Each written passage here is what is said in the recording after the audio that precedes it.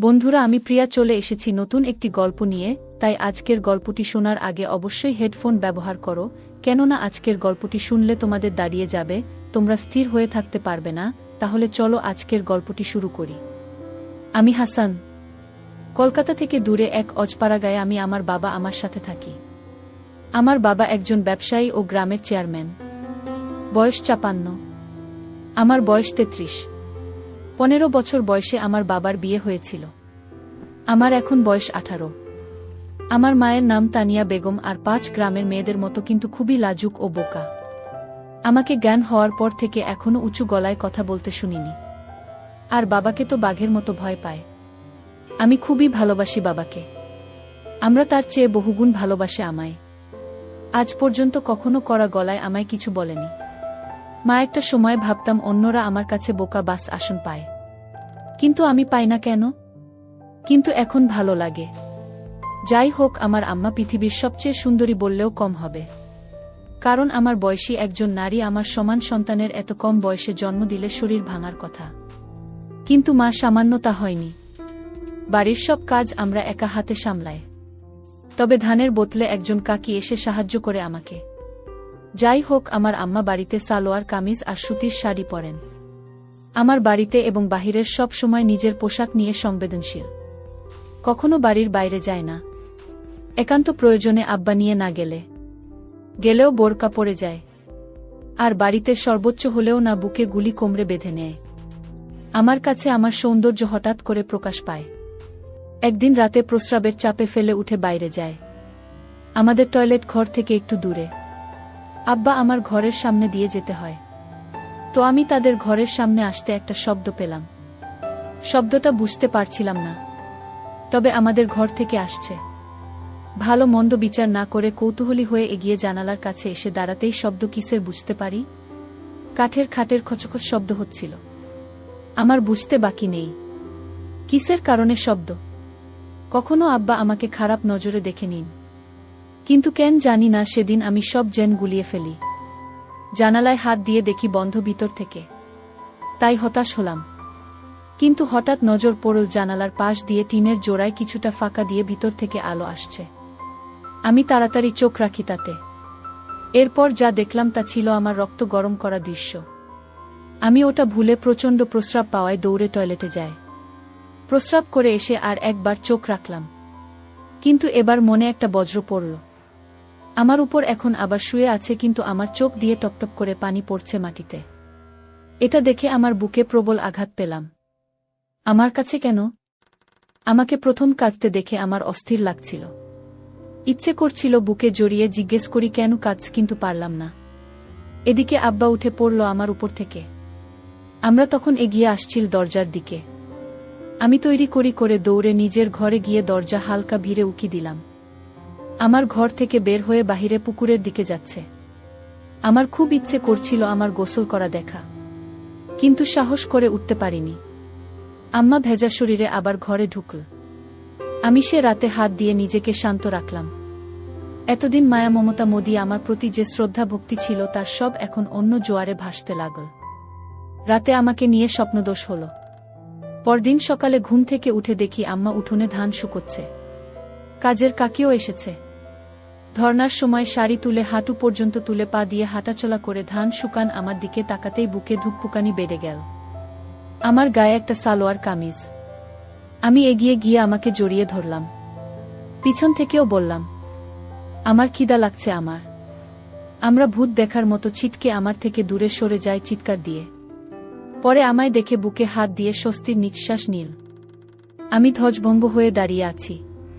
কি বলব কিছুই বুঝতে পারছি না। আসলে কখনো আমাকে এভাবে জড়িয়ে ধরে নিবর হবার পর তাই ভয় পেয়ে গেছে। ওদিকে কাকে হা করে তাকিয়ে আছে বিষয়টা বোঝার জন্য।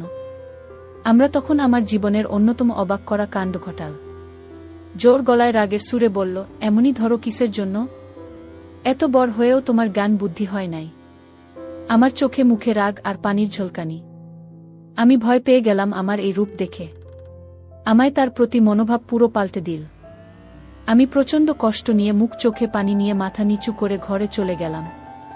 তখন বাহিরে শুনতে পেলাম, কাকি বলছে, কি রে বুঝি তোর কি হয়েছে? জীবনে যে পোলারে একটু গলা উঁচু করা কত কোষ নাই, আইস কি কইরা এমনই বলি। আমার কোনো প্রত্যুত্তর পেলাম না। মন খারাপ করে সে যে ঘরে ঢুকেছি আর বের হইনি। ঘুমিয়ে পড়েছি। দুপুরে হঠাৎই একটা শব্দে ঘুম ভাঙল। ঘুম ভাঙতেই চমকে শোয়া থেকে উঠে বসে পড়ি। আম্মা আমার পাশে বসে অকাতরে কেঁদে চলেছে ফুপিয়ে ফুপিয়ে। আমি কি হয়েছে আম্মা? কান্দেন কেন? কি হয়েছে কণা মারে? আমায় বুকে জড়িয়ে ধরে কাঁদতে লাগল বলে উঠল, আমাকে মাফ করে দাও বাবু। আমি আইস আমার বাবুর আরে বোকা দিচ্ছি। তুমি মন খারাপ করো না সোনা, রাগ করো না। আমি সকালে আমার সাথে এই আমাকে মেলাতে পারছি না। আমরা পরনের সকালে পোশাকি, তবে ঘাম ঝরানো শরীরে এখনো ধান লেগে আছে। আমার বুকে আমার মাথা, ঘামের গন্ধ খারাপ হয়, কিন্তু মায়ের গায়ে নাকি এক তৃপ্তি স্নেহের ঘ্রাণ থাকে। আমিও তাই পেলাম। আমার কান্না থামাতে আমি আমার হাত ধরে বললাম, আপনি আমার আম্মা, আপনার উপর আমি রাগ কেন? আপনি বলবেন না তো কে বলব? আমার ভুল করেছি তাই বকছেন? আমরা বলল, আমার মনটা খারাপ ছিল ময়না, তাই মাথায় কাম করতা ছিল না। বেলা তোমায় বলছি, আমারে মাফ কইরা দিয়ে পড়ান।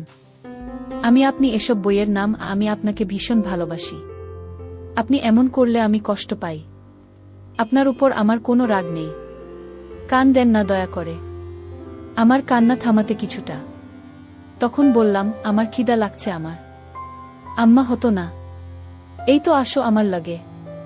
আমার পোলারা সকাল থেকে কিছু খায় না, কি মুখ পুরি আমি আমার মুখ চেপে থামিয়ে বললাম, এসব করবেন না আম্মা, আমার কষ্ট হয় বলে আমি কি এক সাহসিকতায় জানি না। আমার ছোট্ট একটা হামি দিয়ে বসলাম। সেকেন্ডের জন্য আমিও স্তব্ধ হয়ে গেলাম, কিন্তু আমার খানিক কোনো বিরূপ প্রতিক্রিয়া ছিল না। উল্টো আমায় অবাক করে আমার গালেও দিয়ে আমার সোনা বলে বুকে জড়িয়ে ধরল। আমি আকাশপাতাল এক হওয়ার মতো অবস্থা হয়ে গেলাম। আসলে কখনো এমন কিছু ঘটেনি এর আগে। সাধারণ তোমার সন্তানের এ ধরনের আচরণ স্বাভাবিক, কিন্তু আমাদের বিষয়টা ভিন্ন। এত বড় হয়েছি, কখনো এমন করিনি কেউ হঠাৎ করা একটু অস্বাভাবিক। কিন্তু আমার কান দিয়েও আমি অবাক। আমার হাত ধরেই বিছানা থেকে নেমে নিয়ে বাইরে উঠোনে এক পাশে গাছের নিচে বসিয়ে দিল। আমি গুলি করে বসলাম। আমরা তখন ভিতরে গিয়ে প্লেটে করে খাবার আনন। আমায় খাইয়ে দিল নিজ হাতে, মাঝে হঠাৎ আবার কে দিল। আমার দিকে চেয়ে আমার গালে হাত রেখে, আমি আবার কাঁদছেন। আপনি সব ভুলে যান। আমি না আপনার পোলা, আমারে ভালোবাসেন বলেই তো বকছেন, না হলে বকতেন না তো। আমি আমার চোখ মুছে দিলাম, তারপরও থামে না। আমি আর খাব না, আপনি কাঁদলে আমি উঠে চলে যাচ্ছি। তখনই আমার হাত ধরে বসিয়ে দিল, বল আচ্ছা আর কান্না, বসো বসো। আমি মার চোখ ভালো করে মুছে দিয়ে আবার ওহ আমি দিলাম।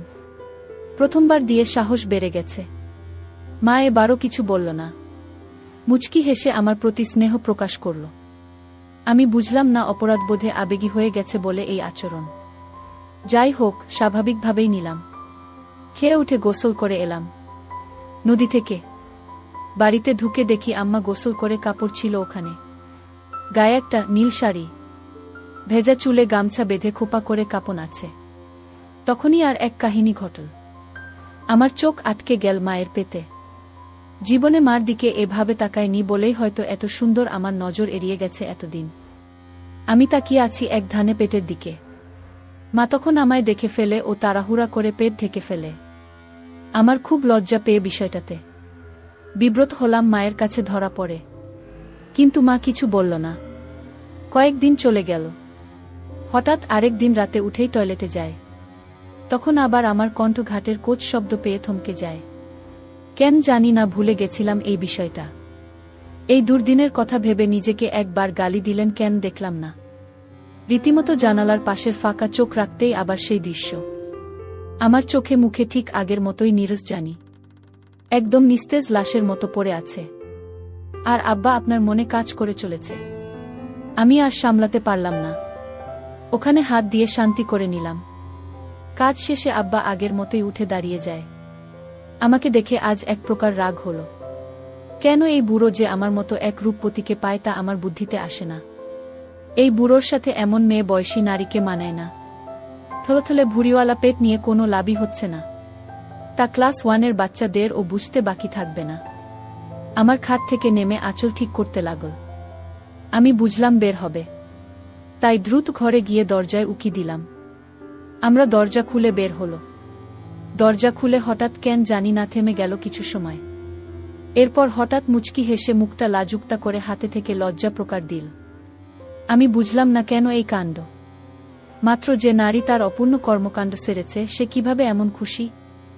যাই হোক, 7-5 ভাবতে ভাবতে আমার আসার অপেক্ষা করছি। দেখি আম্মা বাথরুম থেকে ঘরের দিকে আসছে।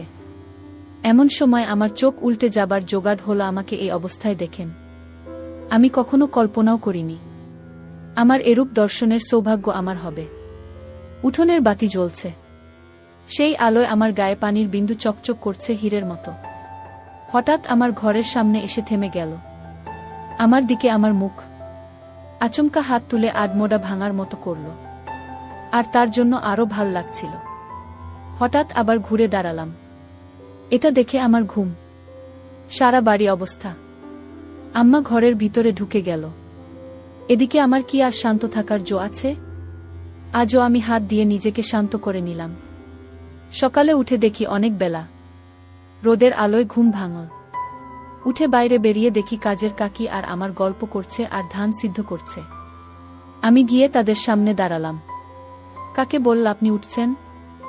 এত বেলা কইরা কেউ ঘুমায়? আমি মুচকি হাসলাম। আম্মা, জামানি হাত মুখ ধুয়ে আস, খাইতে দিই বলেই আমায় অবাক করে দিয়ে কাকে সামনে আমার হাত ধরে নিজের দিকে টেনে হামি দিল ও মাথায় হাত বুলিয়ে দিল। আমি অবাক, ওর সাথে লজ্জাও পেলাম। কাকির সামনে বলে, আমি চলে যাই, হাত মুখ ধুয়ে শেখাই। গ্রামে একটু ঘুরে বাড়ি এসে দেখি কাকি চলে গেছে। আমরা বসে আছে মাদুর পেতে। আমি, আম্মা এমনি কইরা মানুষের সামনে এসব দেন কেন? আমার খিল খিল করে হেসে দিল, বল, ইস, স্মরণ পায় আমার মানিক। কেন খারাপ লাগে? আমি খারাপ কেন লাগবে? কিন্তু মাইন সামনে এসব ভাল লাগে না। আপনি এমন করবেন না। আমার ইচ্ছা ময়নার করুন না। এখন কি খাইবা? আমি মনে মনে বলি, তোমাকে খাব, কিন্তু তা তো আর বলা যাবে না। তাই বললাম, আপনি আমাকে ভাত খাওয়াই দিবেন আম্মা। আম্মা, দিব না কেন? আমি এখনই আসছি। আমরা ভিতরে গিয়ে খাবার নিয়ে এল। বসার সময় বলল, এই গরমে এসব বস্তু কিংবা আছো কেন? সাত খোল, গরমে আর গায়ে কিছু দেওয়া লাগবে না। বেডা মানুষ খালি গায়ে থাকলে কিছু হয় না। আমি শার্ট খুলতে খুলতে একদম স্বাভাবিকতা নিয়ে প্রশ্ন করলাম, জেন বুধ ছেলে। আমি, আচ্ছা মা, আপনার গরম লাগে না? আপনার গায়ে তো আমার থেকেও বেশি কাপড়। আমরা মুচকি হেসে লোক নাগালে দিয়ে বলল, বেশি মানুষের এমন কইরা থাকুন লাগে শোনা। আমি, কেন? বেড়া গোশরীর আছে বেগনাই, এমন কেন? আমার প্রশ্ন শুনে মুখের ভাব ভিন্ন রহস্যময় করল, কিন্তু উত্তর দিয়ে বলল, কিছু কারণ আছে। সোনা বেরি আরবের আগত এক না। তুমি খালি গায়ে থাকলে কোনো কিছুই হইব না, কিন্তু আমি খালি গায়ে হলে সবাই ফ্যালফ্যাল কইরা চাইয়া থাকব। আমি কেন যাইয়া থাক কেন? আমরা এক দুই একটু নাছোড়বান্দা অবস্থায় পড়ে গেছে, কিন্তু সে কেন জানি না আমায় থামিয়ে অন্য কথা বলছে না। আমার প্রশ্নের উত্তর দিচ্ছে। কেন করছে সেটা আমার কাছে বিষয় না। আমার ভালো লাগছিল তাই আমিও বলেই চলেছি, আম্মা, আচ্ছা তোমার বুক ই বুক বড়, বেরি গোবর বুক থাকে, তাই চাইতে থাকে। আমি আবারও বুঝিয়ে বলি, বুক তো আছে, বেরি মাইন্সের বুক থাকে বাচ্চাকে দুধ খাওয়াতে। এই থেকে রাখুন লাগবে কেন? আমার কথায় 1 সেকেন্ড চুপ করে বল, দুধ খাওয়ানোর জায়গা। কিন্তু এটা হল সুন্দর একটা জিনিস যা বেড়ানো দেখার লাগে না। আমি তো দেখছি কত। আমি তো আপনার দুধ খাইয়ে বড় হয়েছি। আমরা প্রথমে অবাক হলেও আমার কথার মানে বুঝে বল, তুমি আমার পোলা ছোট থাকতে সবাই সন্তানদের দুধ খাওয়ায়, তুমি দেখলে সমস্যা নাই। আমি এবার মাত্রা ছাড়িয়ে একটা প্রশ্ন করলাম, আচ্ছা মা, এখন আপনি আমার দুধ খাওয়ান না কেন? আমার চোখ বড় করে বিস্ময় প্রকাশ